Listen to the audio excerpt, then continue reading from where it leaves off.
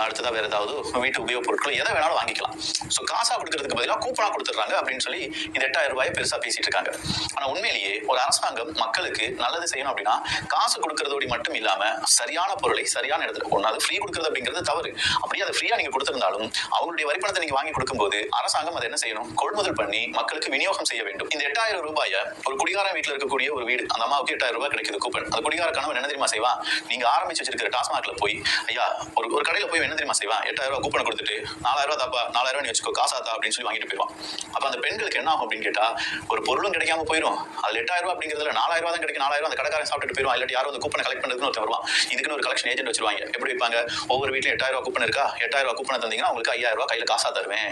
இது அது யாராவது ஒருத்தர் வாங்கிட்டு போய் மொத்தமா ஒரு கடையில கொடுத்து மொத்தமா அந்த கடைக்காரன் கவர்மெண்ட் கொடுத்து நான் 100 ரூபாய்க்கு பொருளை வித்தேன்னு சொல்லி கணக்கு காண்பித்து அது ஒரு கள்ள கணக்கு தனியா போகும். சோ இது எல்லாமே ஒரு பெரிய ஊழலுக்கான ஊற்றுக்கண்ணாக இருக்கிறது. அப்படிங்கிறதுல எவ்வளவு பெரிய ஐஏஎஸ் படிச்சிருந்தாலும் சரி, எவ்வளவு சின்னதா ஒரு எல்கேஜி யூகேஜி படிக்கக்கூடிய மாணவனா இருந்தாலும் சரி, இப்படி யோசிச்சானா அவனுக்கு புரிஞ்சிடும் இது ஒரு நெகட்டிவான சம்பவம் அப்படின்னு சொல்லி.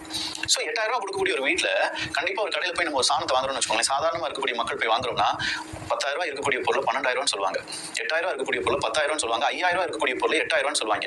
அதுவும் இந்த கூப்பனை கொடுத்து வாங்க வராங்கடோ அப்படின்னு சொன்ன உடனே இவங்க என்ன செய்வாங்கன்னா ஆட்டோமேட்டிக்கா கடைக்காரங்க கொஞ்சம் பேர், எல்லா கடைக்காரர்களும் நம்ம அப்படி சொல்லிட முடியும், கொஞ்சம் பேர் என்ன செய்வாங்க, அதீத லாபம் இவங்களுக்கே ஃப்ரீயா தானே கிடைக்குது 8000 ரூபாய், நாம கொஞ்சம் விலை வச்சா கொடுத்தா என்ன. அப்ப இங்க வரக்கூடிய பாமர மக்கள், ஐடி ஃபைல் பண்ண முடியாத குடும்பங்கள் தானே இதை வாங்கிட்டு இருக்காங்க. மெஜாரிட்டியா பாமர மக்கள் வச்சுக்கோங்களேன். இந்த பாமர மக்கள் என்ன செய்வாங்க, ஒரு ஃப்ரிட்ஜ் நீங்க 8000 ரூபாய்க்கு வாங்க முடியுமா, ஒரு சிங்கிள் டோர் ஃப்ரிட்ஜா இருந்தாலும் 8000 ரூபாய்க்கு நம்மளால வாங்க முடியுமான்னு கேட்டா முடியாது.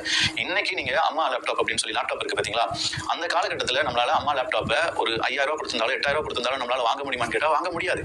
இன்னைக்கு அதே 8000 ரூபாய் கொடுத்து நீங்க ஒரு லேப்டாப் வாங்கிக்கோங்க அப்படின்னு சொன்னா நம்மளால வாங்க முடியும். 25000 ரூபாய் ஆகும். இது ஒரு லேப்டாப் சாதாரணமா அவங்களுடைய அந்த கான்ஃபிகரேஷன் இருக்கக்கூடிய லேப்டாப் எடுக்க போனாலுமே ஒரு 18000 ரூபாய் 20000 ரூபாய்க்குள்ள வரும்னு வச்சுக்கோங்களேன். ஆனா நமக்கு அரசாங்கம் அதை ஃப்ரீயா கொடுத்தாங்க. அது எப்படி சாத்தியமானது அப்படிங்கறது கொஞ்சம் யோசிங்க. சாதாரண மக்கள் நீங்க யோசிச்சாலே போதும்.